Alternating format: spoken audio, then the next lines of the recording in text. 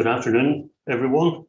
I'm Eddie Free. I'm the Director of Development and Alumni Relations at Ulster University, and you're very welcome to our event this afternoon. With people registered from all across the island and around the world, so we're delighted to have you with us.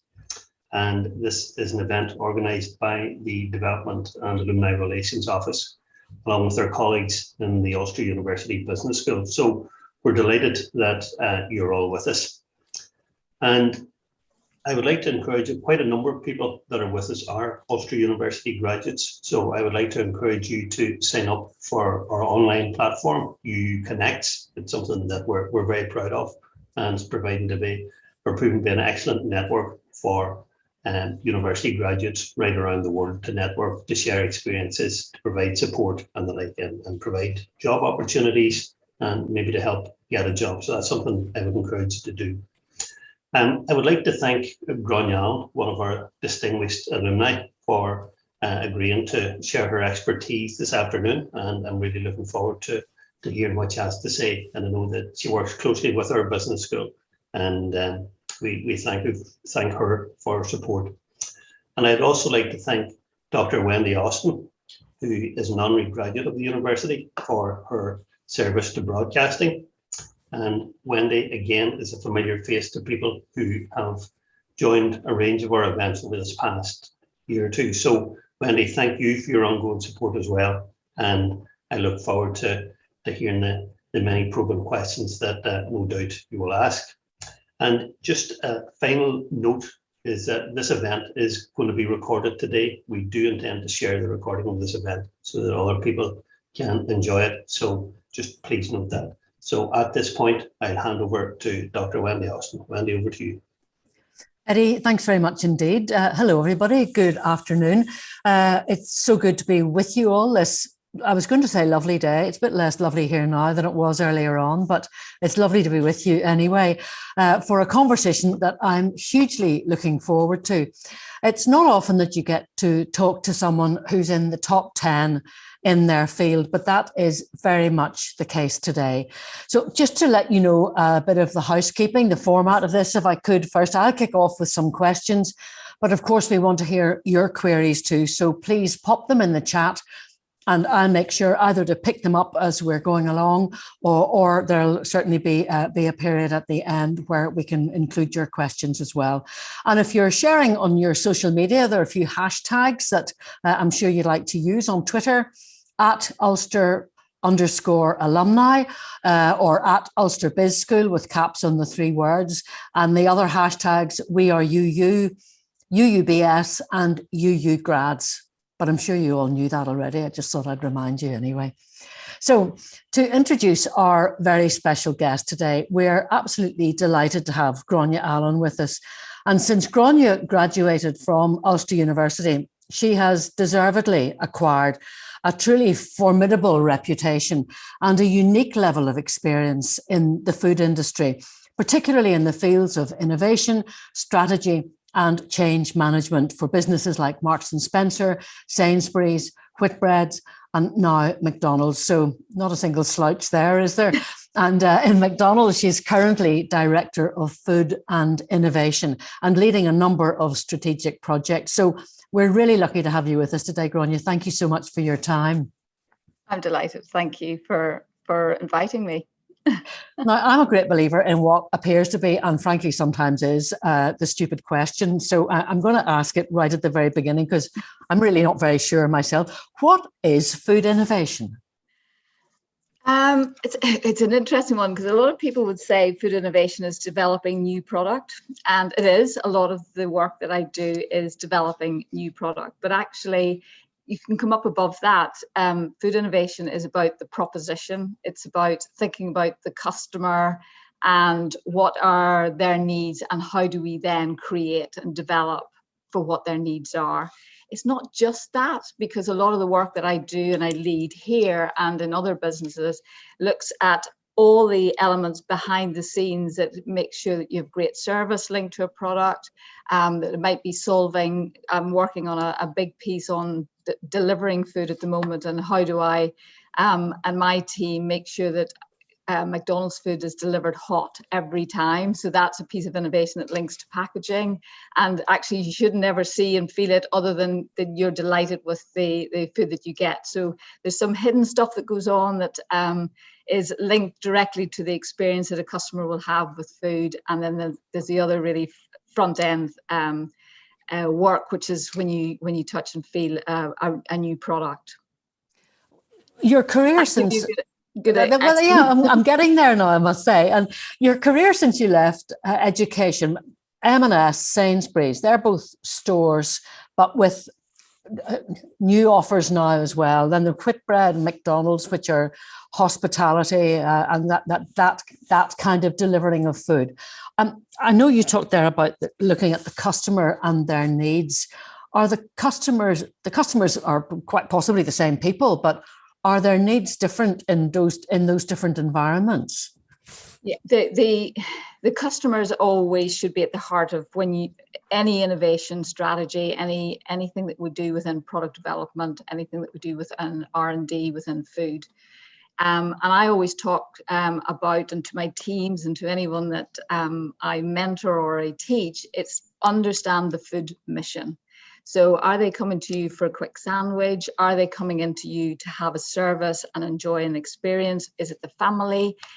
So, every food mission is different, and it's different for different customers.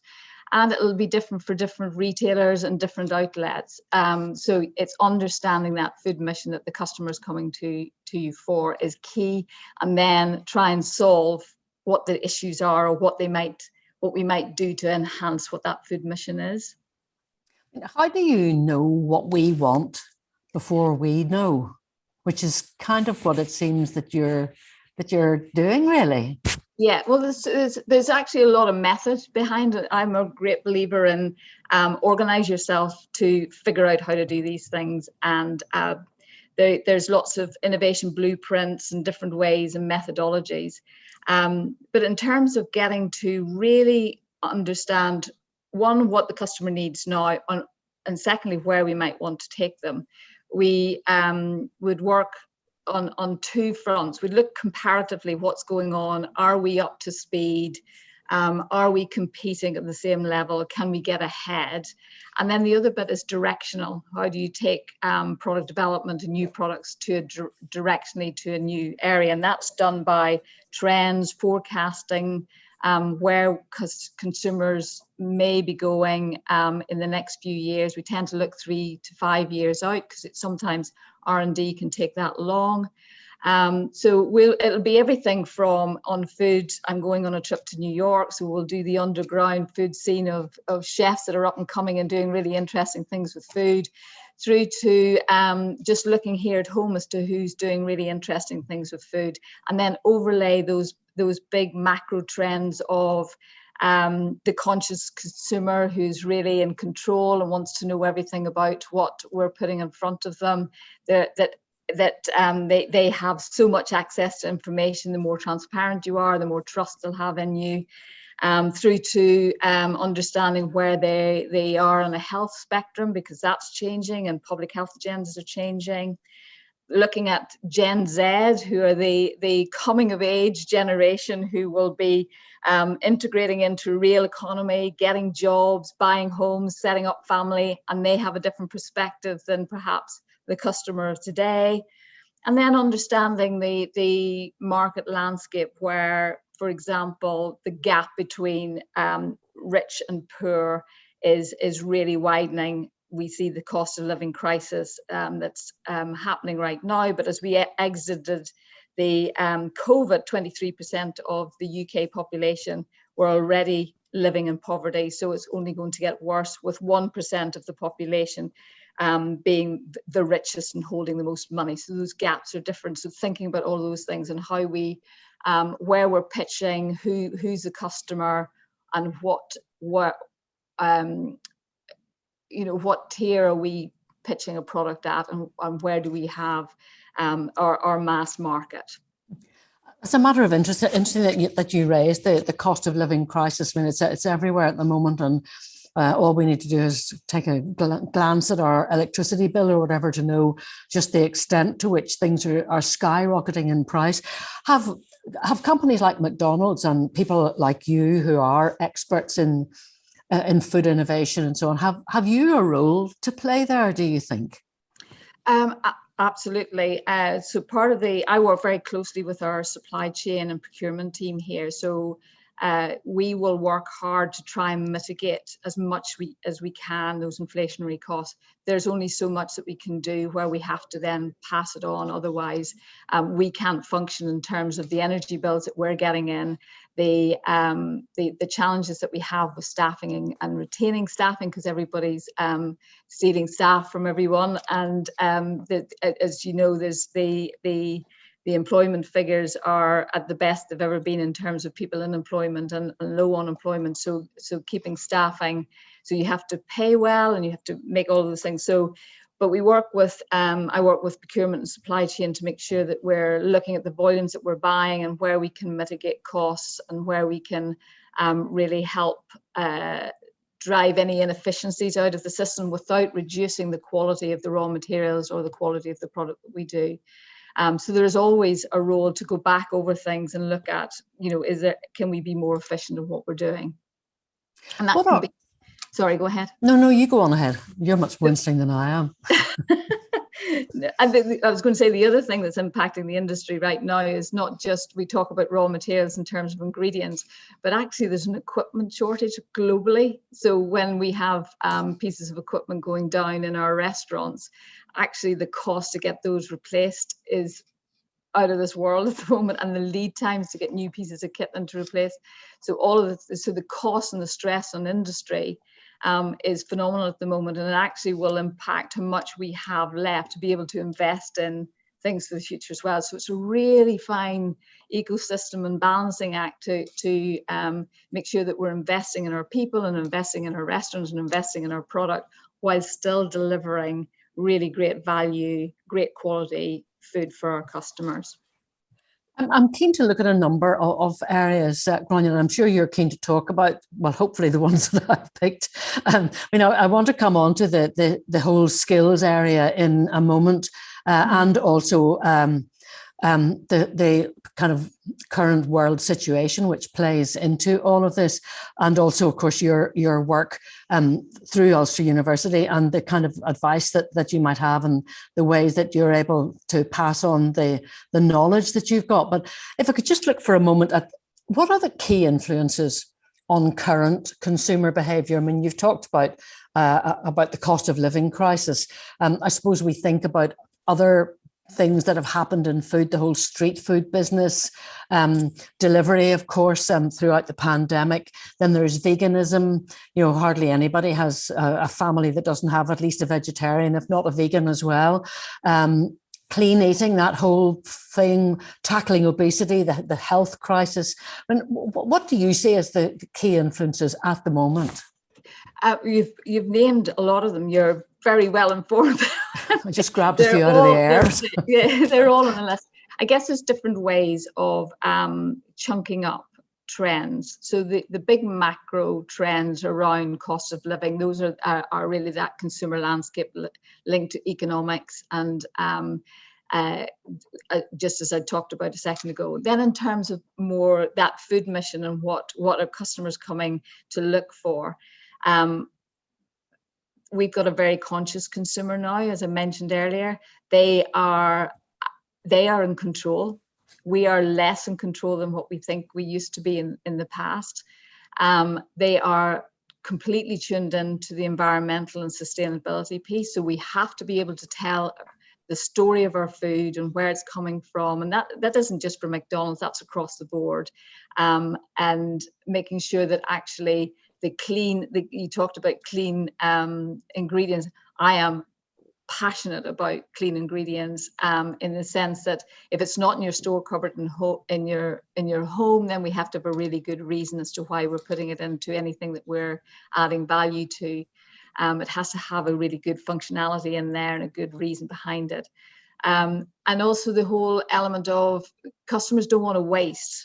money is precious at the moment, so they want to make sure that the quality and the price and the value that they get for that are on point. So that's we look at that really carefully to make sure that that value for money quality equation stacks up very well, and linked to that is service and ease and and convenience and those good things.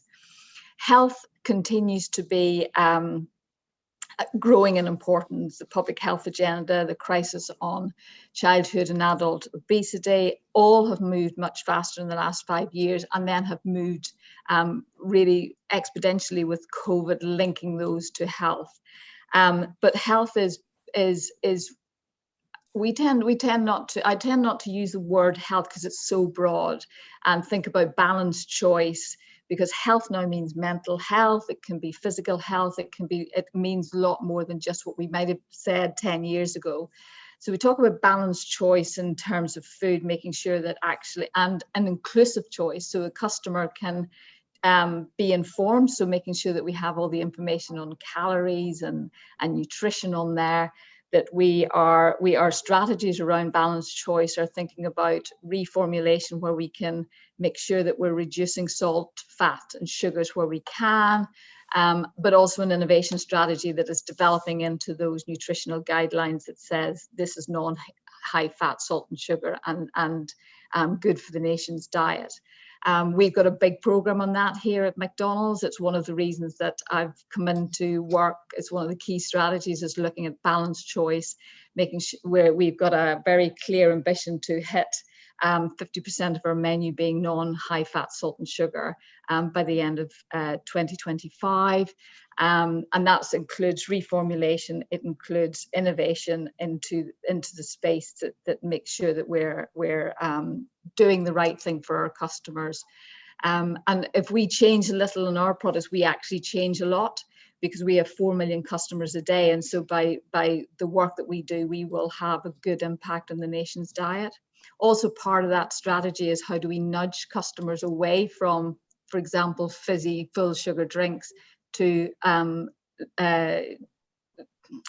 added sugar drinks or water. And we've done a lot of work and had a lot of great success just by thinking about how we put it on our menu, so that we encourage them to look at the healthier things first. So yeah, health continues to be really important. And then within that inclusive choice is vegan. Vegan absolutely isn't going away. Actually, flexitarian is bigger in our society, but there's an expectation that in order to be inclusive in what we do, we are aiming for vegan. So we launched our McPlant Burger in January, which has been phenomenally successful. So it is democratizing, if you like, the like of McDonald's can democratize something like vegan. And it appeals to vegetarians, flexitarians, and the pure vegan as well. I have a question that's come in from Ayad Al-Khatib, who wants to know where you see the upcoming breakthroughs in food and nutrition. And I just wanted to add it on to something else that I'd intended to ask you as well, which was about how innovators in the industry can keep pace, and you'd be the very person to know that. And I mean, is that where Ulster University and the like of its courses can come into play? I'll answer the first bit of it first. So actually, almost getting into the kitchen with the chefs and creating things is the easy bit. Actually, the challenging bit is much more in the equipment. So getting into large scale air frying instead of frying in oil. So we need, where does 3D printing take us in food? It's slow, that is coming, we're watching it carefully. So I think the key to unlock some of the new step changes in food, like something like air frying, is going to be down to equipment and technology moving quite fast. I have teams of chefs that will come in and make me fantastic things, do it on a small bench level. It's the scale up then that becomes much more challenging. And as you scale up to get to a good commercial value, you have to have volume. So it's all of those, it's that fine sort of balancing act of how do you get to scale, bring the customer with us on a half-step journey, because we don't want to shock them. that was the thing I learned at M&S many years ago. You take the customer on a half-step journey, not in big leaps. So you have first generation, second generation, and things evolve rather than necessarily take huge leaps, so that you bring the customer with you. Then on the second part of the question, with Ulster, I'm a passionate champion of the University of Ulster, or Ulster University as it's called now, apologies. It was the University of Ulster when I was there. I work closely with the Food Innovation and Consumer Management degree course with Amy Byrne. Together we set up FACS, which is the Food and Consumer Testing Suite. And the vision on that was to set up consumer testing for the smaller businesses in Northern Ireland, where the big research houses in the UK are so expensive. So how can we bring affordable consumer research methods to Northern Ireland? Now it's grown, and Amy's been doing the most fantastic job and has developed a tremendous relationship here with ourselves and McDonald's, and has been doing a lot of research. So the McPlant burger, we developed a very unique cheese for that was fully vegan, that eats like the McDonald's iconic cheese, and all the research of that was done with Amy and the team at FACS. So it's great, and we talk about it here, and she's got a great relationship. So it's now on a global scale, because some of the research that Amy's doing is being presented to our global menu strategy teams and validating the work that we're doing. As part of the work with the Food Innovation and Consumer Management, it's fantastic to see the new talent coming through. There's a lot of very entrepreneurial students on that degree course. In the final year, we have the Food Innovation module, and that is actually a live project that works with industry. So that actually industry are briefing into the final years. Final years create a little business unit, and they answer a live brief back into industry. So there's two things there. Industry get to see our young talent that's on the degree course, and they get to work with the students get to work with great mentors within industry, and they have the potential for their piece of work to go on and inform a launch of the future.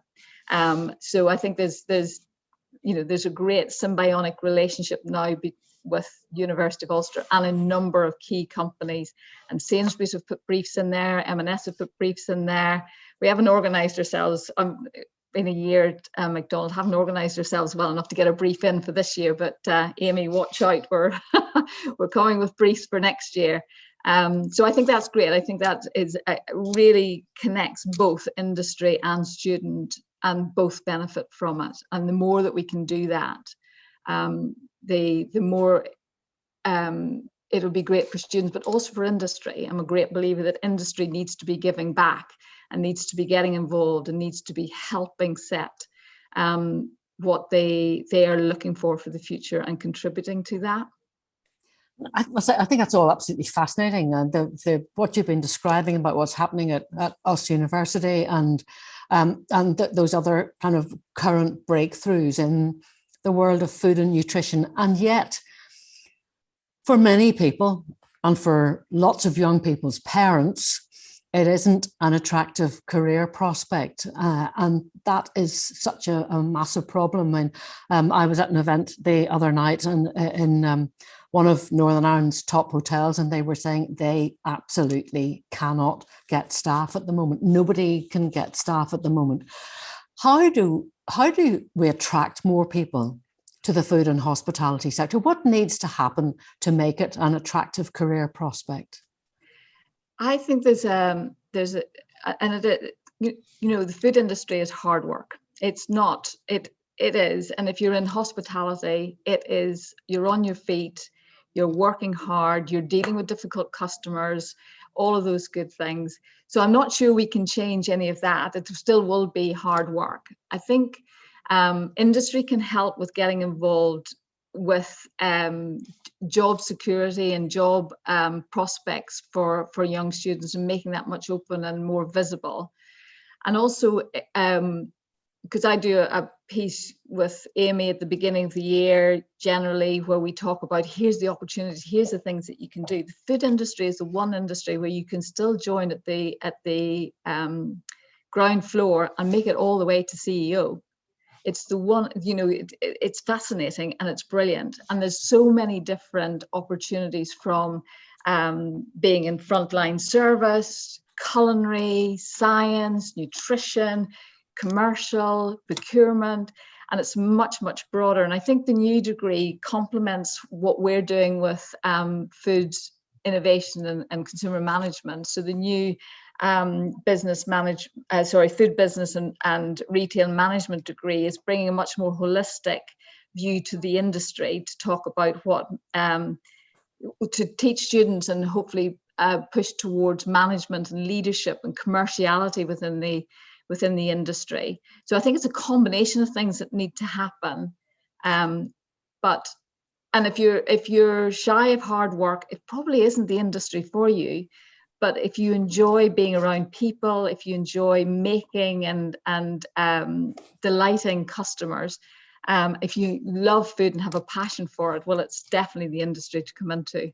I love it. I've 32 years and I'm still standing, still get a buzz from launching new products. I still get a buzz from it. So what about government, Gráinne? I mean, how did they have to be dragged kicking and screaming along with this? And I'm maybe talking particularly about the government here in Northern Ireland, although there isn't one at the moment. So that's a bit of a tricky one. But I was at IFEX last month, which was actually, I mean, it was terrific to see it again after such a long time when you couldn't go anywhere, and all of a sudden there you're I was all together standing, again. I know, in a huge tent with thousands of people. It was a very strange day. But one of the speakers that I was talking to, Colin Reid from Hospitality NI, was saying that he had a conversation with one of our senior civil servants, somebody that you would have expected to be taking a very different attitude, shall we say, without going too far down that line, yeah. who had told him straight out to his face, we're not interested in your jobs. They're low paid, low skill jobs. So what do you do when that's an attitude that's coming from on high? Particularly when we've heard you saying, you can start off in your, if I can paraphrase it, low paid, low skilled job, but you can actually end up running the industry. Yes, absolutely. And I think in industry, I know certainly with McDonald's, with our crews, we do an awful lot in terms of opening up the opportunities, giving great training, making sure that the environment, that the crew gets to relax in it, because the kitchens are stressful environments. You've got that speed of the drive-through, speed of, that we're all about speed and efficiency and quickness, and don't add a second to the operations. And yet the crew, it's all about what fun can we bring to their roles, how can we open up the opportunities to talk to them about what they can do and how they can move up through crew training into business management and end up as a CEO of this business. There's no reason why any crew member couldn't. So I think it's incumbent in business to make sure that they think about that as well, and think about mapping that out for their crews and their teams. And just because they start at the entry point in terms of pay and all of that, the conditions should be great. The opportunities should be made aware. The continuous professional development should be given time over to do that. That's one of the things that we discuss a lot. Make sure the crew get time to go and do the training, reward them for training through other ways. There's other ways that we as an industry can help our crews and our teams, and then making that a real positive thing to talk to the future employees about.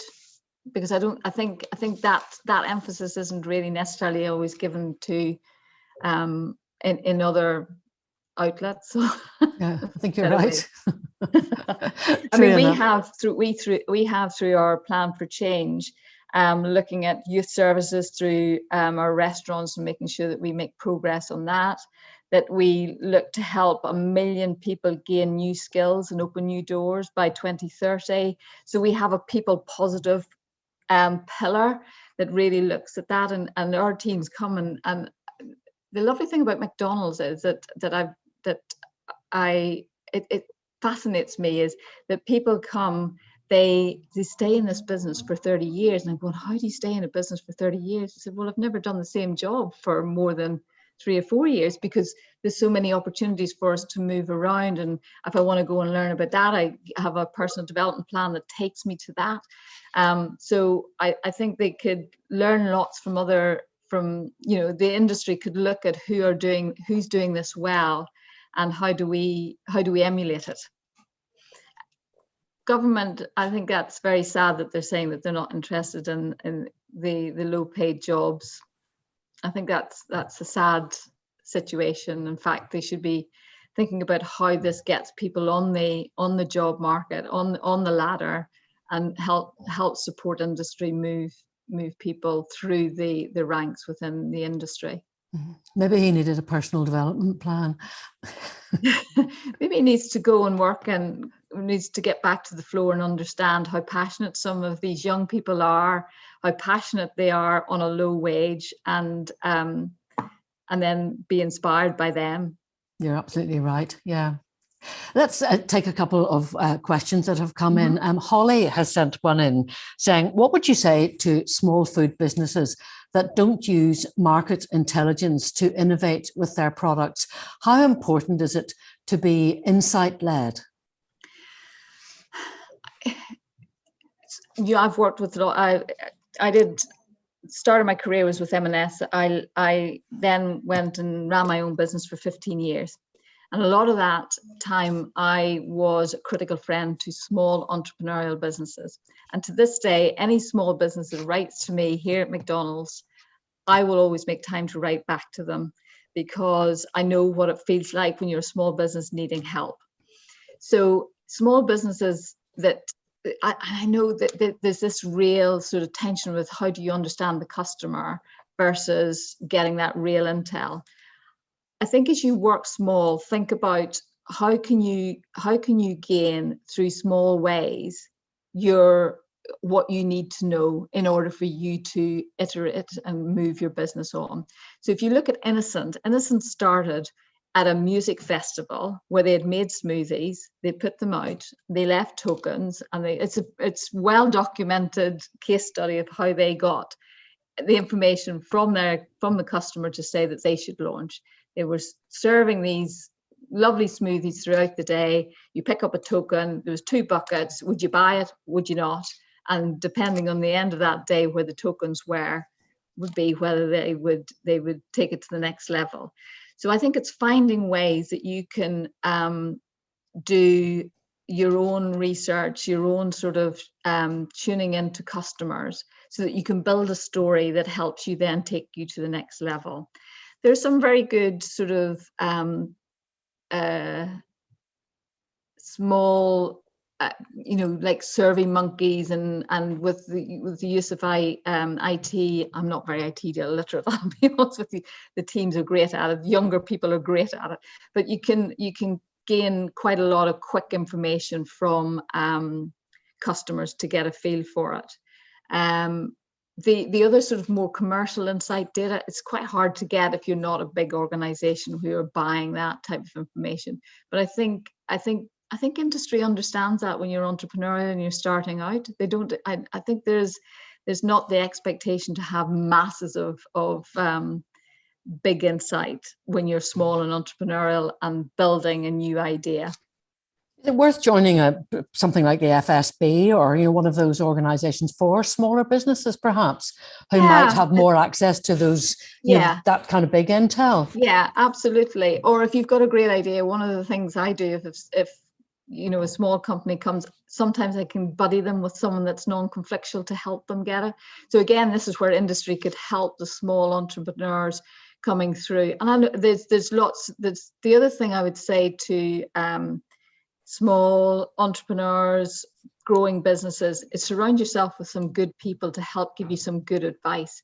And there's loads of us out there that'll hop on board, give you an hour of their time to sort of point you in the right direction and see if we can help. It's interesting, isn't it, that was one of the human traits, was maybe the way to put it, that really came to the fore during the pandemic, when all kinds of different organizations, many of whom would previously have been in competition with one another, ended up collaborating, helping one another, moving forward in whatever way. That whole buddy thing as well, nobody minded being asked, because we were all stuck in the same storm, if not in the same boat. Wasn't that what they say? Yeah. But what about the challenges that now we've come out of the pandemic? I was speaking to Brian Irwin from Irwin's Bakery the other night, and he was saying, we've had the pandemic, which was terrible. Then we had coming out of the pandemic, which he said was almost worse. Around all of that, well, that's interesting that you agree. Around all of that, then there was Brexit, which is just a kind of ongoing nightmare for lots of companies here. For others, mind you, especially if they're exporting, it's been absolutely massive from the opportunity point of view. And now there's the Ukraine war, which for anyone who is producing anything that requires wheat is the next nightmare, as you of course will know. What are the key sustainability challenges, I suppose, that we're looking at now facing the food and drink sector in that whole situation?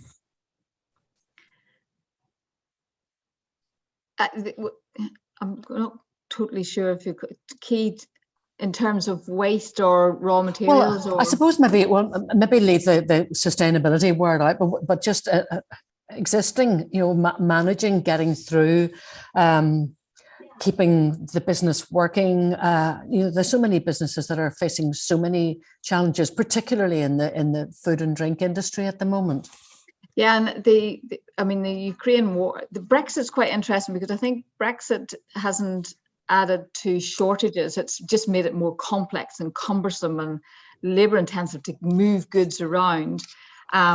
The biggest challenges are definitely energy prices on food manufacturing, shortage of raw materials like wheat, like oil, vegetable oils and cooking oils coming from Ukraine and the region, and then the logistics. So the petrol prices and logistics and actually moving foods around is actually the big challenges.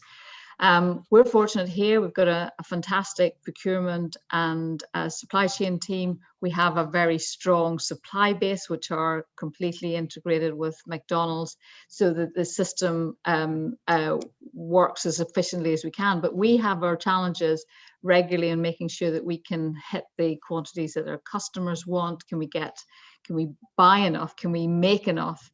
From the raw materials that we have. So I think that will go on for a while. They're saying that it could take 18 months to 3 years before any of this starts to settle down.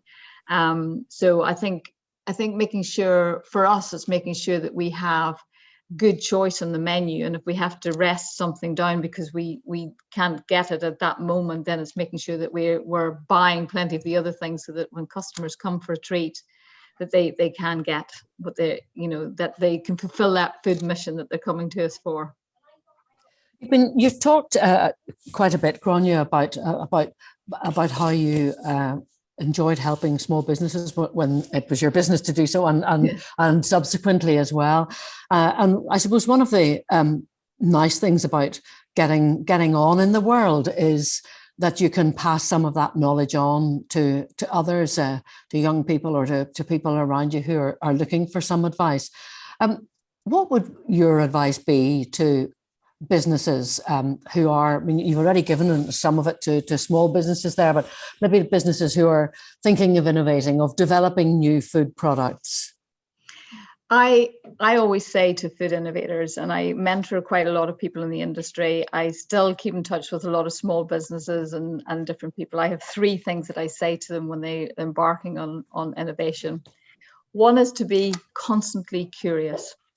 So get out, research, understand, and be curious about what it is that you're doing and where you will fit in and how that will actually bring something new to the market or to the customer, whether that be a better quality or a better value or whatever.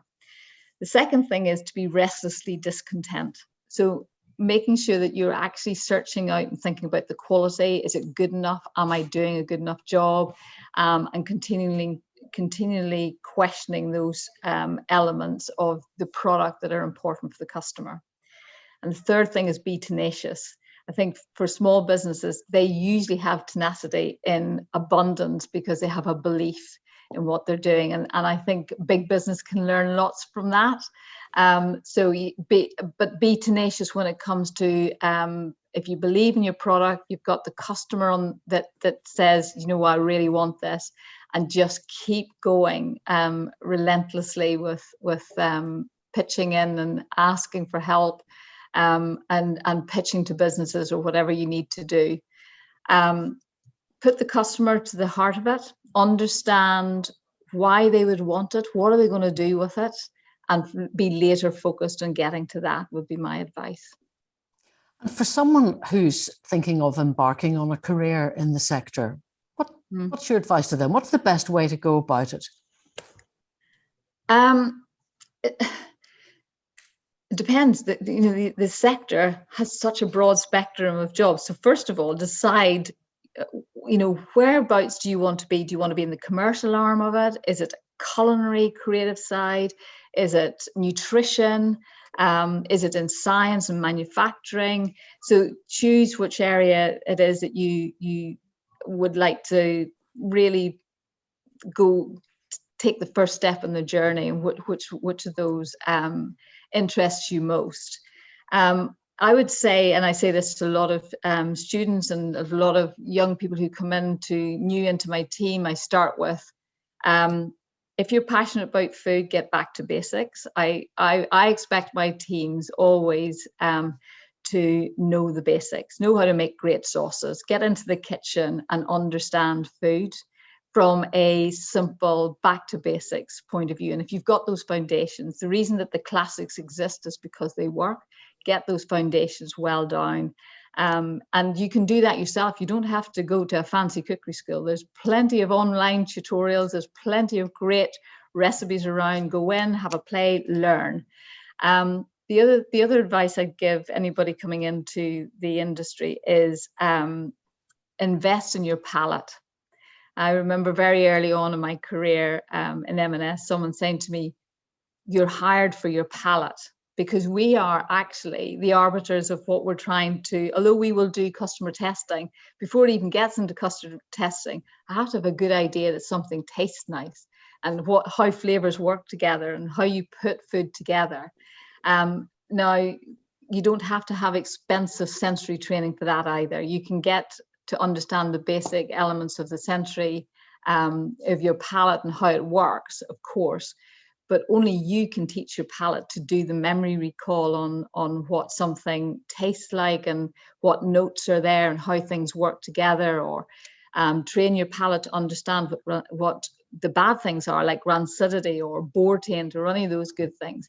So from a very early stage in my career, I was a student at M&S at the time when someone said it. That was the moment. That was a moment of clarity for me, that actually to really invest in yourself in terms of your palate and in terms of understanding the great basics of food, and then do the building blocks from there. The other thing that I would say to people entering into food and thinking about how do you what's the key building blocks is to be able to write a great brief, because quite often we have it all in our head. And we think everybody can see into our head and they can taste what we taste. And being able to write a great brief, to get it down on paper that you can socialize and share it and communicate and share your vision and inspire other people, that's a good skill to sort of develop in yourself, as to, you might have a great idea. Innovation is the taking of great ideas, and there's millions of great ideas, but innovation is actually taking them, envisaging them and making them happen and landing them. That's what innovation is. And that starts with being able to put it down on paper, to sketch out that idea, to see how it's going to work, to explain why the customer might want it, what it's going to do for the business, all of those good things. Hopefully that answers your question. Absolutely fascinating, actually. I mean, you talk about millions of innovative ideas, and I'm sure there are, and I'm sure that, you know, certainly thousands of them must land on your desk. How do you pick the really good ones? How do you filter them down to get the absolute kind of whiz bang idea? And I mean, what's been the best one that you've picked up to now? Well, there's a complex process. The blueprints around the methodology of innovation, I am fascinated by, because actually you can have millions. I talk about the funnel. So, and when I brief the team, we're trying to find, you know, maybe we'll look at the next generation of family eating ideas. I'm paraphrasing here. So I have a chef's council here, and other businesses, we would have had a team of developers and chefs. And you'd have millions of ideas generated and bench samples and wonderful. And then you start to filter them down under, well, does this actually fit anything that the consumer wants? Is she going to get it now, or he? Or is it maybe a bit further out, and do we bank that for later? And then you funnel down a little bit more about, okay, can we actually make this? Is the technology actually around to be able to make it? Okay, yes, it is, right. Funnel it down a little bit more, right? Okay, can we afford it? We know the consumer wants it. We know we can make it, but actually she's not going to buy it at £20 a shot. So it's funneling it down. So there is a sort of a process of, and that hierarchy of funneling will be different for different businesses, where it might be more important to make sure that actually commercially it stacks up before you even do anything more with it. So there's different ways of shaking out those ideas. In my career, I have been really fortunate that I've had, you know, lots of opportunity to create and innovate across a broad spectrum of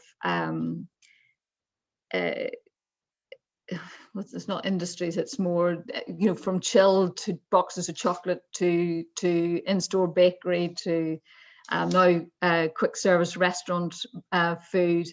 I guess probably my biggest breakthrough was probably at M&S when I launched the very first healthy eating ready meal way back in the 90s, and it started a whole sort of industry into healthier eating, and it was a low fat.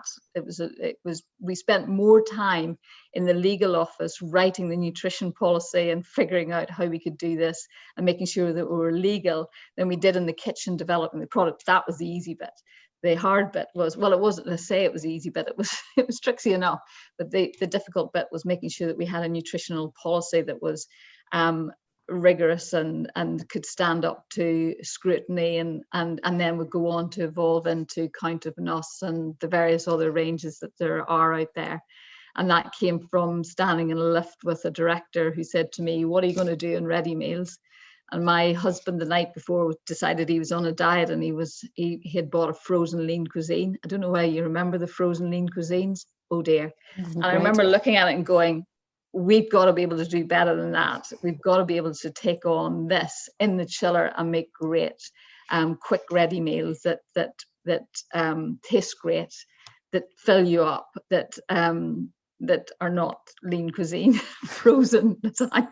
I think it was at the time. So that was, you know, and there's lots of those moments throughout my career where I've been fortunate enough to get to work on everything from luxury hampers to dog food. That's quite a spectrum. I have another question that's come in from Gary McEldowney, and just a reminder to all of you who are listening, and it's great that you're there. You've got about another 5 minutes or so. So if you've got some questions, fire them in, please. I have been watching here, but I picked up all of the ones we got so far.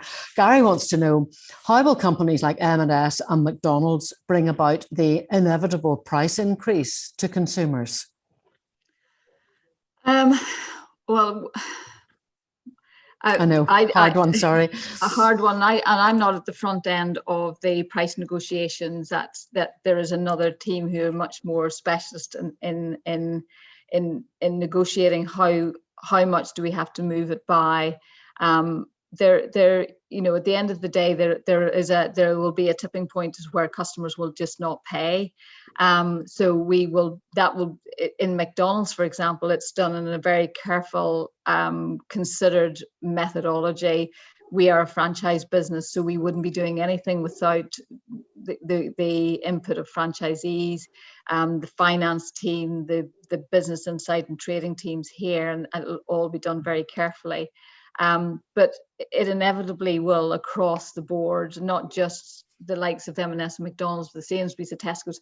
There will be price increases. It's well documented. It's just how the balance of being able to do that and remaining sustainable as a business as well.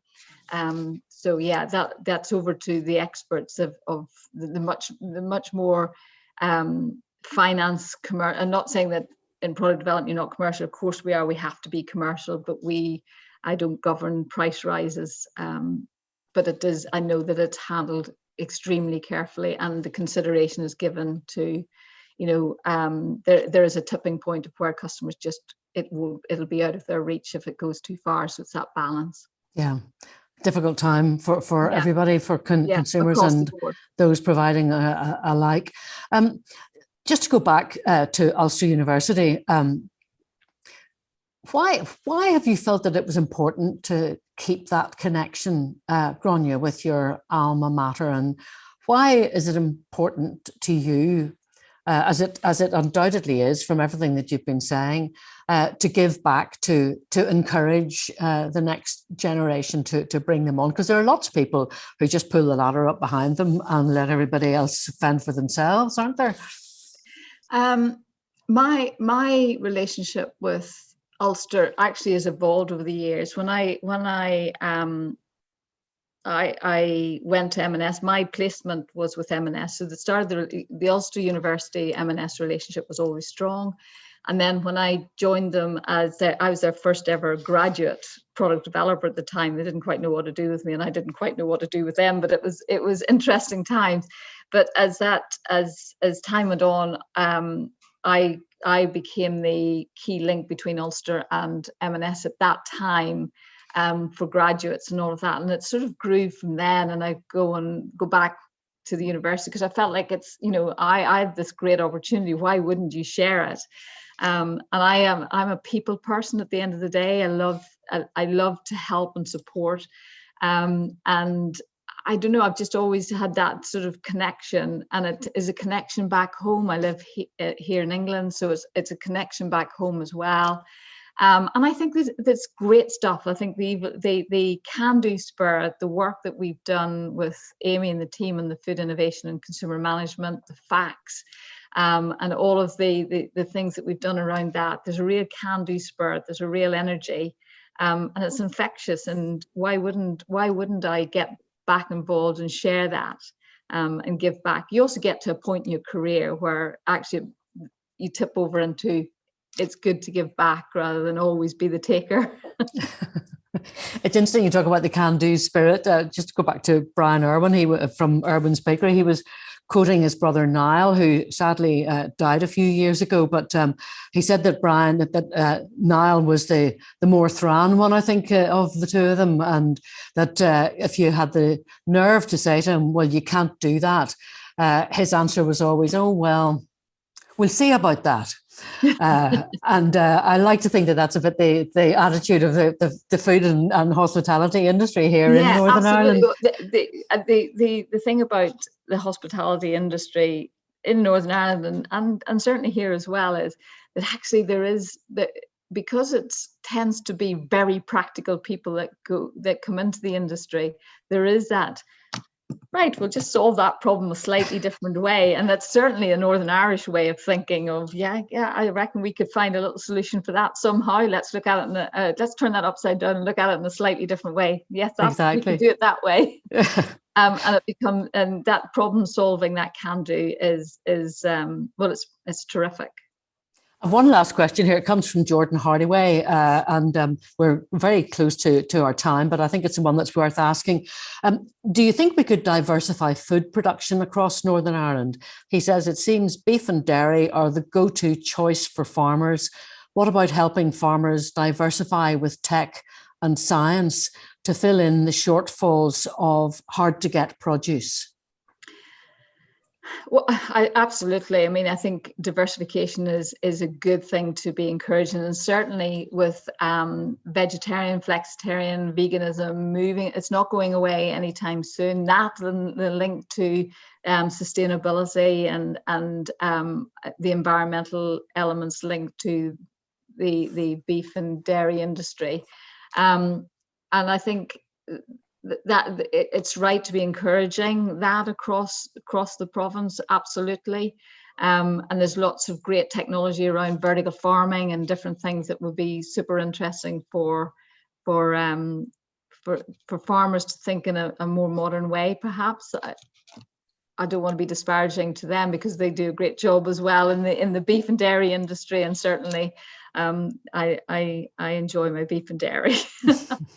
Well, it certainly changed landscape on the food front since you were doing your degree and going to work in M&S, and particularly I think here in Northern Ireland, where there have been absolutely massive changes. Gráinne, thank you so much. It's been an enormous pleasure talking to you, and absolutely fascinating. I've really enjoyed it hugely. Thank you. So that's a big thank you from me, but I want to hand to Mairead McEntee, who's acting head of the Department of Hospitality and Tourism Management, to wrap up the afternoon. Mairead. Thanks, Wendy. And indeed, thank you, Gráinne, for such a stimulating talk. The insights shared today have been informative, and your story is incredibly inspiring. As a university, we're so proud of our alumni and are always keen to hear from our graduates. Gráinne is an alumna of the business school, and we're delighted that you continue to connect with us, imparting your expertise and unique experiences through important events like this, and in your role as a business professor. You've long been, as long as I've been with the department, you've long been a steadfast advocate for us, and we really couldn't be prouder, nor indeed more grateful for your continued commitment to our consumer management programme and across the entire department. Huge thanks for your time today. I appreciate you're very busy, very busy in McDonald's, for sharing your valuable insights and your fascinating career journey. Like me, I'm sure everyone who joined today is delighted to benefit from your expertise and thinking. I know I love this concept of the conscious consumer who wants to make that balanced choice. Believe you me, that's not me in McDonald's. It's the Big Mac and the big fries all the way. But like, on behalf of the business school and alumni office, a special thanks to Wendy as well for doing such a wonderful job on facilitating today's talk. We're very grateful for your continued support as well, Wendy. Special thanks to everyone on the call who took time out of their schedules, who joined us today, engaged in the session, put questions up. We're delighted to see such a positive response. We have a great relationship with our Development and Alumni Relation Office, who made this work today. Our partnership with Darrow is highly valued and provides excellent opportunities to offer inspiration and share our graduate successes, such as Gráinne, with the wider Ulster alumni community. And as a university, these relationships and networks are hugely important to us. And we would encourage you to stay in touch with us through the UU Connect platforms that Eddie talked about at the top of the programme. It's your gateway to the Ulster University community. UU Connects is your one-stop shop for keeping in touch, making connections, old and new, and networking, mentoring, and much more. So if you want to join, it's uuconnects.com. If you're looking for new tools and knowledge to succeed in the future workplace, or perhaps you're considering ways to future-proof yourself, please do consider the range of study options we have at the business school. And these study options include our Consumer Management and Food Innovation programme, which Gráinne was touched on earlier, and indeed our latest programme, which Gráinne also talked about, the BSc Food Business and Retail Management. And we also offer the MSc Food and Design and Innovation. If you wish to get in touch about any of the programmes we offer, reach out to us at engage@ulster.ac.uk or visit our website at ulster.ac.uk/UUBS.